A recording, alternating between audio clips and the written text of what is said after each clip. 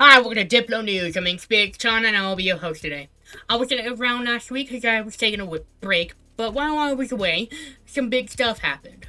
Most notable being another ceasefire being signed by both the Iranian president and American President Donald Trump on June 17th. So that's mostly what I'm going to be talking about today. I will have chapters in the video timeline and in the description, so use those please. Now, onto what you came here for. The Islamabad Memorandum between the United States and Iran was signed yesterday, resulting in an immediate ceasefire between the two nations and resulting in the Lebanon war coming to a close. However, this ceasefire stays in effect for 60 days, primarily for the two warring parties, the coalition and the Iranians, to make a formal peace agreement, as this memorandum is only to stop the shooting. However, you may be wondering, what does the Islamabad Memorandum do other than stop the shooting? What makes this different compared to the ceasefire that was held throughout April? Well, there are several things, and I'll go through it point by point, because most newscasters on YouTube aren't doing that.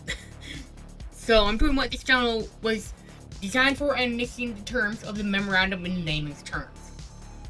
1. The United States and Iran and their respective allies will stop the shooting. 2.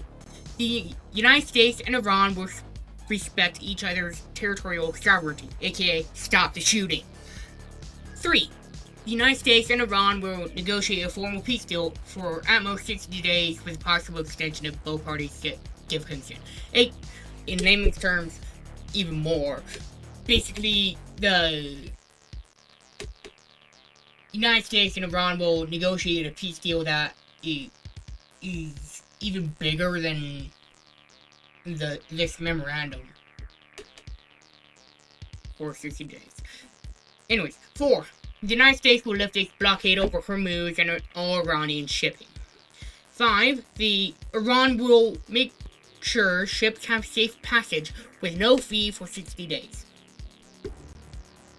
6. The United States will allocate $300 billion, that's billion with a B, to fix the damage caused by the war with help by regional partners like Saudi Arabia and Israel. The how of this is still being worked out, but it has to be worked out in the final peace deal.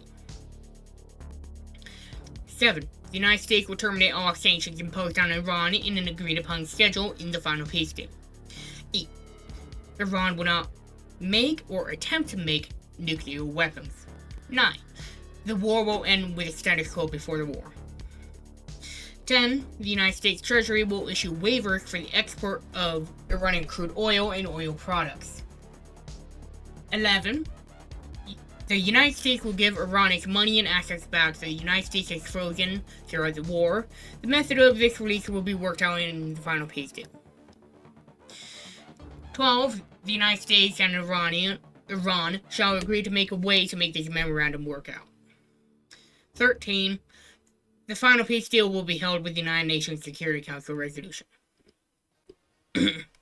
Sorry about the interruption, but if you like what I'm doing, consider liking, commenting, subscribing, join the Discord. I also have a throwing, so if you want to support me by buying me gifts and account tracking, you can go to the link on screen in the description and in my bio. My Discord is also in my description and in my bio. Immediately after the signing of the memorandum, oil and gas prices have been dropping like a rock, especially since multiple oil tankers have finally crossed through the ever-important Strait of Hormuz, which I have a video on the top of your screen now if you're uninformed about Hormuz. However, if you want the gist of it, 20% of all oil traffic flows through Hormuz, which has been under American blockade for the past few months or so. So the Islamabad Memorandum, which explicitly states that the United States must end the blockade, being signed has relieved Hormuz pressure. Alongside that, lower oil prices are good because that means lower gas prices, as gasoline is part of the oil refining chain. Meanwhile, in Ukraine, not much has been happening other than Ukrainian President Volodymyr Zelensky calling for peace after Ukraine bombed a few Russian oil refineries, which they've been doing throughout the war. Now, what are the chances I think the Iran war will end in a peace deal? Well, here's an ICD-203, a directive given by the United States intelligence community, have deemed this to be likely to very likely, especially since the memorandum was signed yesterday. However, in Ukraine, I am giving it almost no chance of a peace deal being signed in a reasonable time frame. Well, that's it. Remember to like, comment, subscribe, join the Discord if you like what I'm doing and want to support me with gifts and account talking. Consider checking out my throne in the description, on screen, and in my bio. My Discord is in my bio and the description of this video. If you made it this far, comment the B emoji.